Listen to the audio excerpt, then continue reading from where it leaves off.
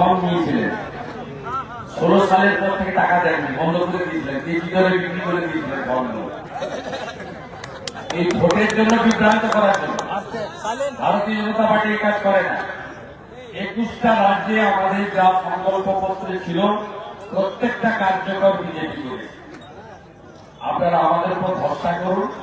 কর্মসংস্থান, শিল্পায়ন, সাথে সাথে বেকার যুবক যুবতীদের উপযুক্ত অর্থনৈতিক সুরক্ষা ভারতীয় জনতা পার্টি।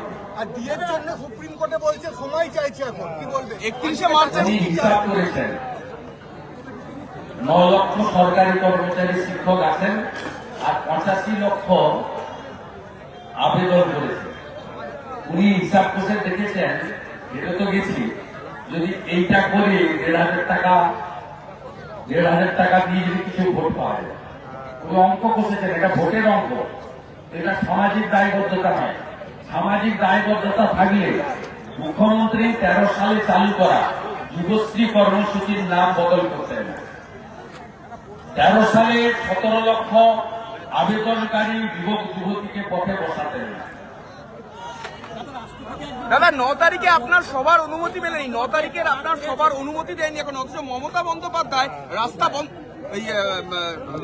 হলদিবাড়িতে, কিন্তু এখনো পর্যন্ত মমতা বন্দ্যোপাধ্যায় রাস্তা আটকে ধর্ণা করছেন। এই পার্টিটার কিছু নেই, পুলিশকে তুলিয়ে দিন, ওদের একদম ছাল চামড়া পাবলিক তুলে। আপনি কালকে কীর্ণাহারে দেখছেন না, পেটো এবং দা নিয়ে তৃণমূলের গুন্ডারা পরিবর্তন যাত্রা আক্রমণ করছে আর পুলিশ তাদেরকে চুমু খাচ্ছে।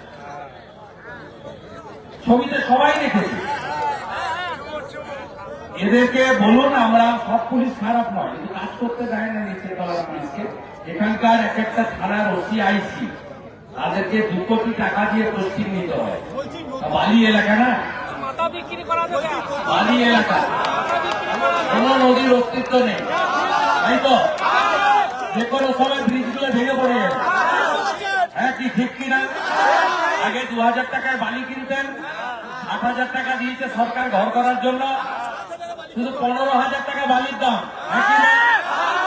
আর পকেট কাটছে, একটা ঘাট টেন্ডারে নিচ্ছে 50টা অবৈধ ঘাট, ঘাট প্রতি 5 লাখ টাকা করে তৃণমূলকে দেয়। মানুষ সব জানে, শুধু মুক্ত কর ভয়, আপন মাঝে শক্তি ধর, নিজের কর জয়।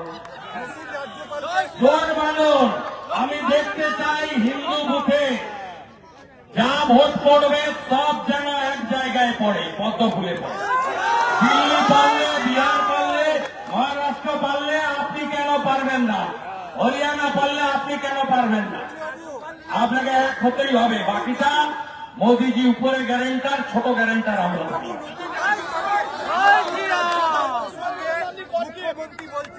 ভয় বলছে, ওই ক্রিয়ার সাইকোসিস আমি শুনেছি। আমি বলেছি উনি হাতে খড়ি দিতে পারবেন না, যে আসছে তাকে হাতে খড়ি দিতে পারবেন না। কি করে টাইপ করতে হয় সংবিধানের এবিসিডি বোঝানোর জন্য মিস্টার রবি আসছে। আইপিএস অফিসার তামিলনাড়ুকে সোজা করে দিয়েছেন, এবারে এই জেহাদি তৃণমূলকে সোজা করবেন।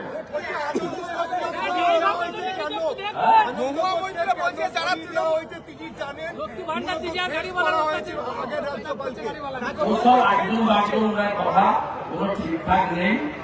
ওনার চিকিৎসার প্রয়োজন, চিকিৎসার প্রয়োজন, উনি বিশ্রাম নিন। উনি জানেন এবারে উনি জিততে পারবেন।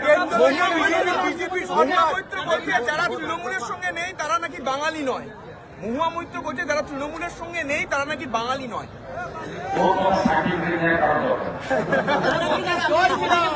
মুসলমানদের ভোটে এমপি হয়েছে, মা কালীকে বলেছে মদ খায়, গেঁজা খায়, মা তারাকে অপমান করেছে, মনে নেই?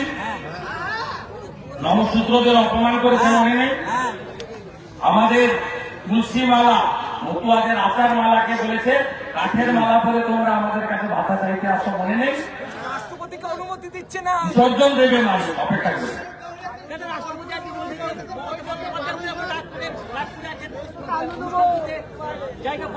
মমতা ব্যানার্জি আদিবাসী বিরোধী, তিনি বিধানসভাতে যেদিনকে আমরা আদিবাসীদের চিরাচরিত ঐতিহ্যের পোশাক পাঞ্চি গলায় দিয়ে মাথায় দিয়ে আমরা ভোট দিয়েছিলাম, সেদিন মমতা ব্যানার্জির নেতৃত্বে এরা লাইন দিয়ে যশোবন্ত সিনহাকে ভোট দিয়েছিল। তা উনি তো ঘোষিত আদিবাসী বিরোধী। সবচেয়ে ব্যতিক্রমী ঘটনা, মহামহিম রাষ্ট্রপতি তিনি আজকে বাধ্য হয়ে মুখ খুলেছেন। আমরা প্রত্যেক দিন এই যন্ত্রণা বয়ে নিয়ে বেরোচ্ছি, যন্ত্রণা নিয়ে আমরা এগোচ্ছি।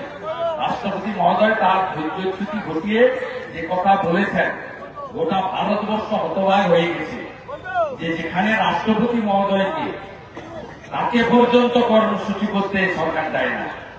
গত সপ্তাহে অমিত শাহজির হেলিকপ্টার নামার পারমিশন দিল্লি থেকে দ্রুতকে 2 ঘন্টা আগে দিয়েছে। নীতিন নবীন, বিশ্বের সর্ববৃহৎ রাজনৈতিক দলের রাষ্ট্রীয় সভাপতি, তার হেলিকপ্টার বিহারে নেমেছে, পশ্চিমবঙ্গে নামতে দেয়নি। এই লোকসভা ভোটে বর্ধমানে মোদিজির মাঠ ক্যান্সেল করে দেওয়া হয়েছে, তাকে অন্য জায়গায় গিয়ে সভা করতে হয়েছে। অর্থাৎ পশ্চিমবঙ্গে এই যে জঙ্গলের রাজত্ব, যাকে মোদিজি বলে গেছেন মহা জঙ্গল রাজ, খতম হবে। দীর্ঘদিন ধরে আপনি রাজনীতির সঙ্গে যুক্ত আছে, এবার ভোটে কি মনে হচ্ছে এক দফা করলে ঠিক হবে না কি চাইছেন, যেখানে ভোট চাইছেন